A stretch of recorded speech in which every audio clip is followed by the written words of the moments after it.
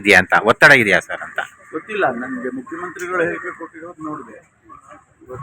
ಇವತ್ತೇನು ತರೋದಿಲ್ಲ ಸಬ್ಜೆಕ್ಟ್ ಅಂತ ಹೇಳಿಲ್ಲ. ಕಾರಣ ಗೊತ್ತಿಲ್ಲ.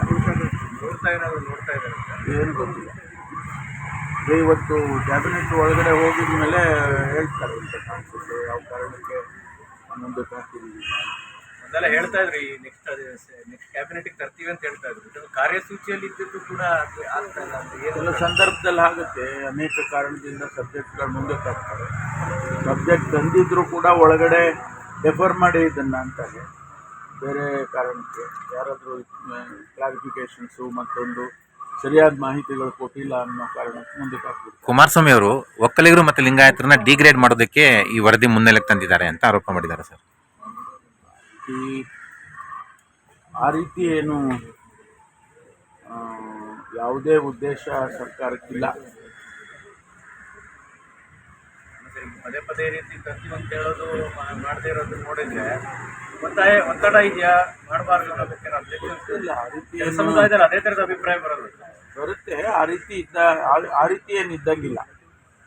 ಆ ರೀತಿ ನನಗೆ ಗೊತ್ತಿರೋ ಹಾಗೆ ಆ ರೀತಿ ಏನು ಒತ್ತಡಕ್ಕೆ ಮಣಿದು ಮುಂದಕ್ಕೆ ಹಾಕೋದು ಅಂತ ಆ ರೀತಿ ಏನಿದೆ. ಈಗಾಗಲೇ 10 ವರ್ಷ ಆಗಿದೆಯಲ್ಲ ಸರ್, 160 ಕೋಟಿಗೂ ಹೆಚ್ಚು ಖರ್ಚಾಗಿದೆ ಸರ್ಕಾರಿ ಧನ. ಅವರು ನಮಗೆ ಗೊತ್ತಿದ್ದ ಹಾಗೆ ಎಕ್ಸ್ಟೆಂಡ್ ಮಾಡಿದ್ರು ಅಂತರಾಜ್ಯದ್ದು. ಆಮೇಲೆ ಅದಾದಮೇಲೆ ಇವ್ರು ಬಂದರು, ಯಾರು ಹೆಗಡೆ ಅವರು.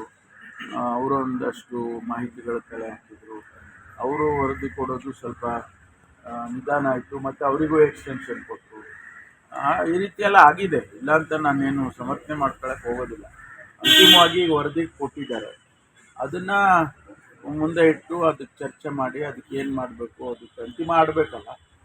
ಅದನ್ನು ಸಭೆಯಲ್ಲಿ ಯಾವಾಗ ತರ್ತಾರೋ ಅವಾಗ ಅಂತಿಮ ಆಡ್ಬಿಡ್ತಾರೆ. ಮುಖ್ಯಮಂತ್ರಿಗಳು ಹಿಂದಿನ ಸರ್ಕಾರದವರು ತಗೊಳ್ಳಿಲ್ಲ, ಕುಮಾರಸ್ವಾಮಿ ಟೀಕೆ ಮಾಡ್ತಾರೆ, ಹಿಂದಿನ ಸ್ಕೀಮ್ಗಳು ಮಾಡಲಿಲ್ಲ. ಇದನ್ನು ನೀವು ಬಂದು ಅಧಿಕಾರಕ್ಕೆ ಬಂದು ನೀವು ತಗೊಳ್ಳೋಕ್ಕೂ ಇಷ್ಟು ವಿಳಂಬ ಸರಿಯಾ?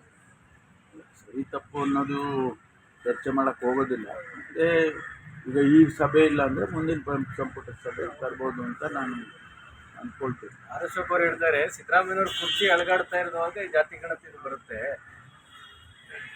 ಒಬ್ಬರು ಈಗ ಕುಮಾರಸ್ವಾಮಿ ಅವರು ಒಂದು ಹೇಳಿದ್ರು, ಅಶೋಕ್ ಅವರು ಒಂದು ಹೇಳ್ತಾರೆ, ಇನ್ನೊಬ್ಬರು ಒಂದು ಹೇಳ್ತಾರೆ. ಅವರವರ ರೀತಿ ಅವ್ರಿಗೇನು ಸಮಂಜಸ ಅನಿಸುತ್ತೆ ಅದ್ರ ಬಗ್ಗೆ ಹೇಳ್ತಾ ಇರ್ತಾರೆ. ಅದೆಲ್ಲವನ್ನು ಮೀರಿ ಸರ್ಕಾರ ತೀರ್ಮಾನ ತಗೊಳುತ್ತೆ.